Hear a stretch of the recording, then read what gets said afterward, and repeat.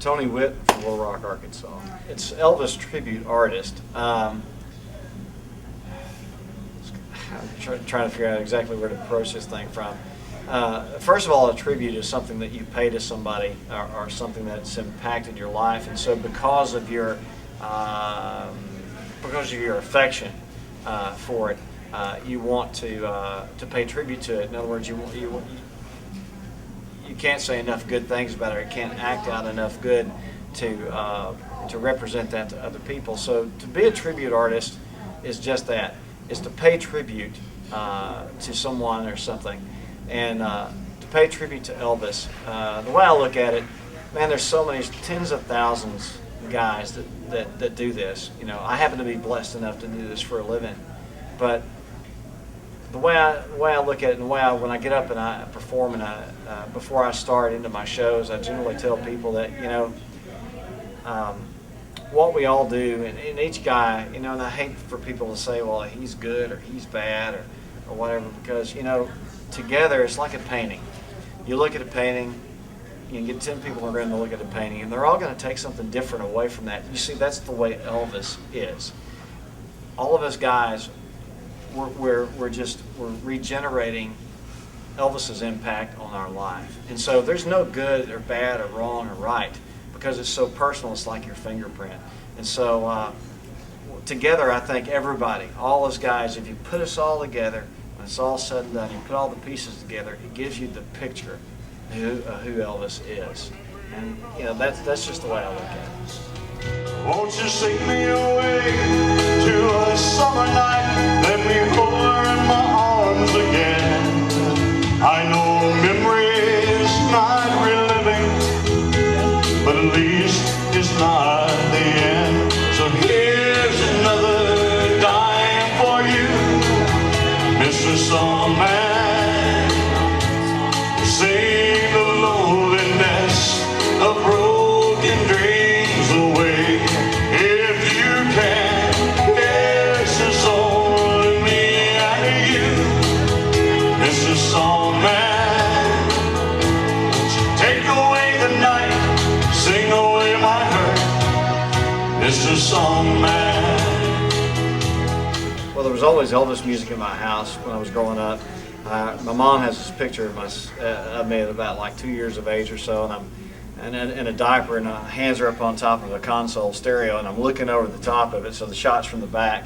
And what I'm actually, she said, you know, you're watching an Elvis 45 go around on the turntable, and so it was always in the house. My brother, who's 12 years older than I am, used to drag me to Elvis movies. I say drag me because, you know, I'm a kid and, you know, short attention span, but he'd drag me, he and a cousin would drag me to Elvis movies. So I remember going to the theater and seeing the movies. Tony Witt is a wonderful gentleman. He is willing to share the stage with anybody at any time. He loves to do Elvis, but he also likes to share his testimony, his personal testimony, and his love for God in his shows. And he's not ashamed. In the middle of the show, he'll sing a gospel number, and then he'll tell the people that if they don't know the same God that he knows and, you know, feel that same love, that he will be glad to talk with them afterwards. Outside of just his talent, I think the thing that probably impresses me the most is the person that he was. To me, that's every bit as much a part of the phenomenon of Elvis as the fact that, you know, outside of being a great talent, he was a great human who loved people and gave everything he had for the people around him. Beyond the door, there's peace, I'm sure, and I know there'll be no more tears in heaven.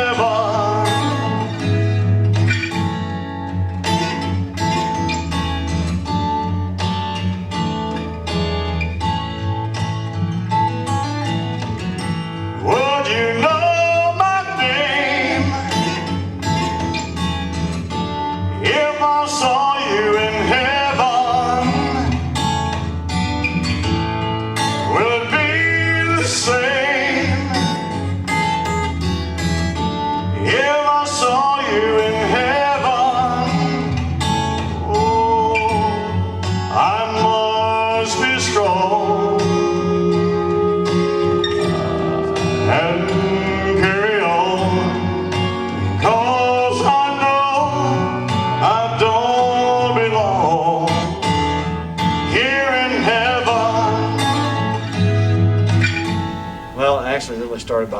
87. And about 89, a friend of mine, I used to, as a kid, used to sing, and but I was so shy that I wouldn't even sing in front of my family. I'd hide behind the door even from my grandmother when I'd sing, and she'd always want to hear me sing. And so the first few songs I remember singing when I was like 10 or 11, I guess, where I had the nerve to do it, was Elvis songs. And like Why Me Lord, I would sing Why Me Lord, or sing Help Me. Gospel stuff. I really love the gospel. And but I went to a party in '89. It was a Halloween party thrown by a friend of mine and another mutual friend who was a DJ at a local radio station. He said, "Hey, do you still like toy with that Elvis thing?" And I said, "Well, yeah." He said, "Well, can you bring a tape?" So I brought a cassette. The only thing I could find was a background cassette from Camelot Music Store. And so I took this cassette, had a lady make me a puffy sleeve shirt, had some black and white check pants, some black and white Johnston Murphys, and spray painted my hair and sideburns. And so I went to this party, and we popped that tape in at a lull, and everybody went nuts. Well, the DJ friend of ours grabbed me by the arm and goes, "Man, don't you know you can make money doing this?" And so he booked me at a festival that we have in Little Rock every year called Riverfest. I had no band, had no idea what I was going to do. Had a lady make a jumpsuit from looking at a picture, and went out and did this show. And actually that band and I stayed together for about 5 years, and we traveled around and started doing this. So if you look at me, I'm the least likely tribute entertainer that there is. And the reason that, like when I'm here this week, I'll do my part and put on the jumpsuit and put on the costume and the character of Elvis and the persona.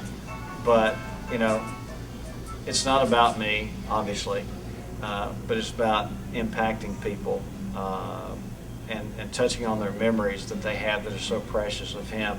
And if I can do that, if just a glimpse or a gesture or something, if that can like bring those things back to life for them and put a smile on their face, then man, that's the best in life I could hope to do.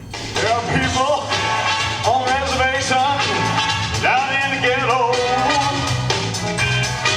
and brother, there, for the grace of God, go you and I, live on it, and wings of a little angel.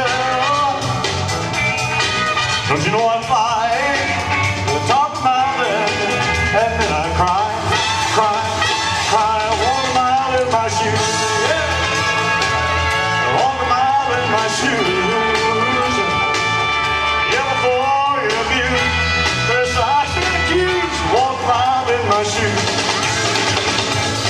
I'm a bass player. I play session work. I've done voiceover work for radio and television. I've been in commercials as Elvis. And so when I'm not doing this, I'm doing the business end of what I do. And what I tell people is, when you get up on stage and you perform, that's really not what you're getting paid for. What you're getting paid for is all the logistical stuff that happens before and after a show. This is where I love to be. And but as far as when I'm not here in Elvis Week, I'm just, hey man, I'm just Tony, doing my thing, trying to take care of my family, and hopefully when it's all said and done, when this is all over with, I hope that I've impacted people in a positive way.